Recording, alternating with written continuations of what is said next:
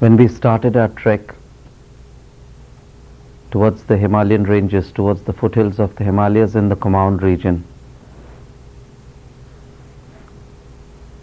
it was a sunny afternoon and it was winter time, and at a height of 8,000 feet it got pretty cold, although the sun was shining.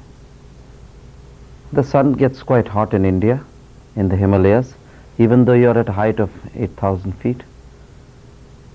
And we walked up the Pagdandis, the beaten paths, amidst the coniferous trees, dried leaves, and we kept walking. After some time, the driver who was with me, who drove me up to the place, rested at the dark bungalow, and I continued my journey. At the long shadows of the evening, sunset came and we kept walking. We had to reach a certain place, and I knew the area. By the time I'd reached that place, it was evening and the sun had set with the orange sky. It was Rudraprayag,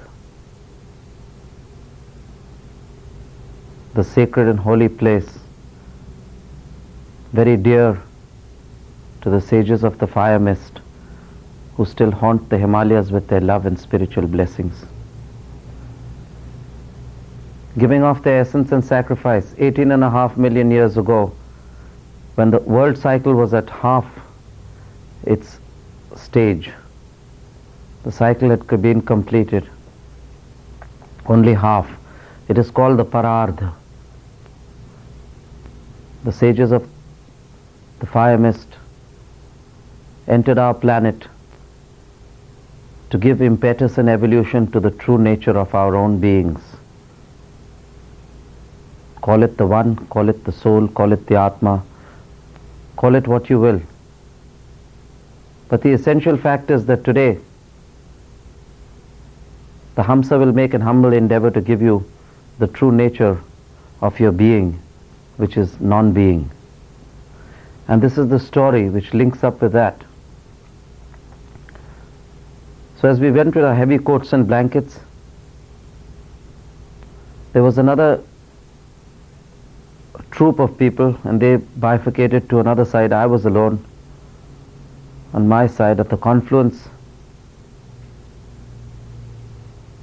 of the Alaknanda river, which is very fast flowing, and the Mandakini river, which is a very gentle and slow river.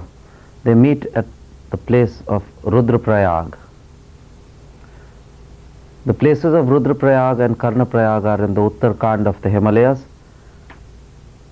a spiritual place hallowed and blessed by these great masters who have gone before us in robes of light. And it is certain and definite that even great masters like Moses and Jesus went there and abided there to rest themselves and renew themselves for the further journey to the infinite. And that night was the night of the full moon.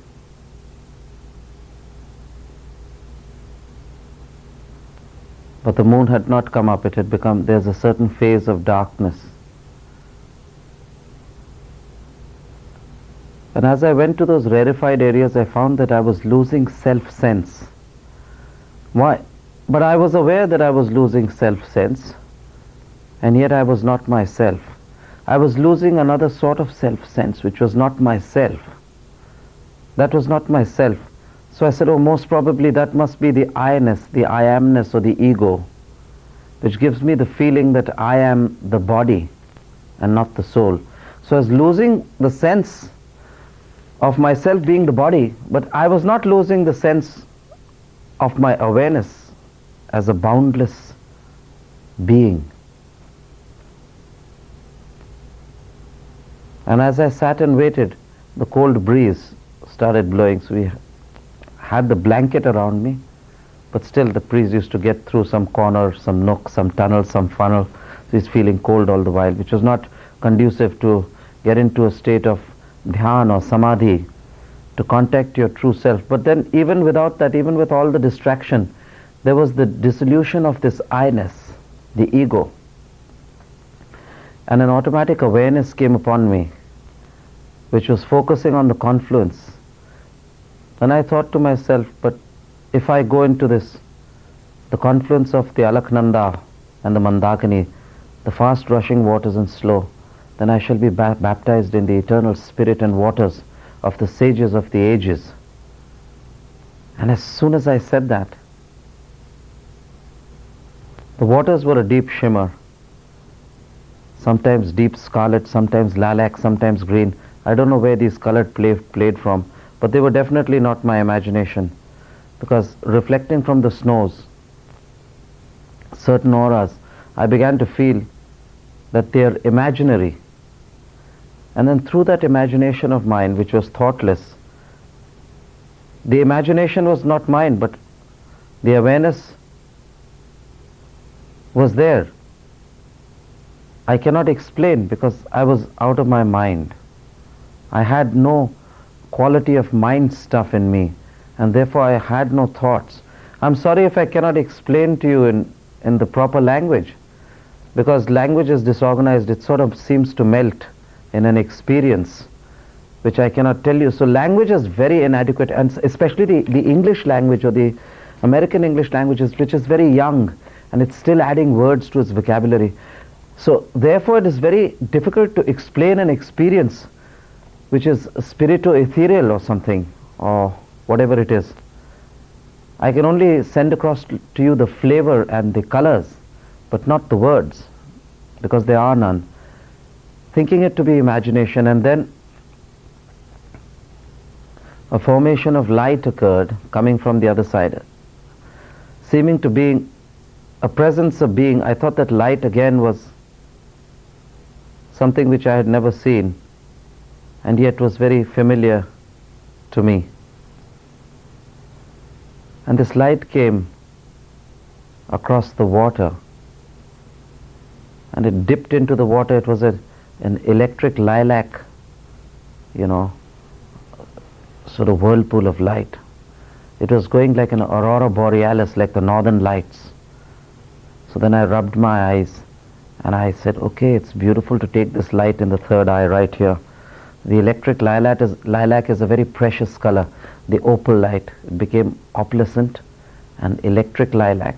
If you can see electric lilac color in an opalescent, in an opal, that's the color. And I had an intense desireless desire. I had a desireless desire. Does that convey anything? Can that be understood or what? I don't think it can. Can it? Because if it's a desireless desire, then it's not a desire at all. I don't know, whatever it was, I felt like merging into this light with no effort of any material desire or craving, and just went into it. And that light dipped, the electric opalescent lilac light dipped into this great confluence of the rivers. And when I merged, I lost self-sense for just a fraction of a second, and the light came out. It was the form of one of the great Naths of all time, and he was bathing, and the moon was out,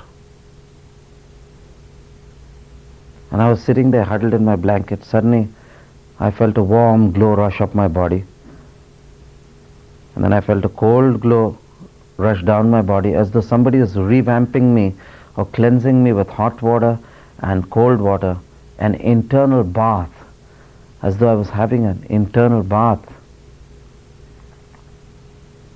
And then I tried to get up,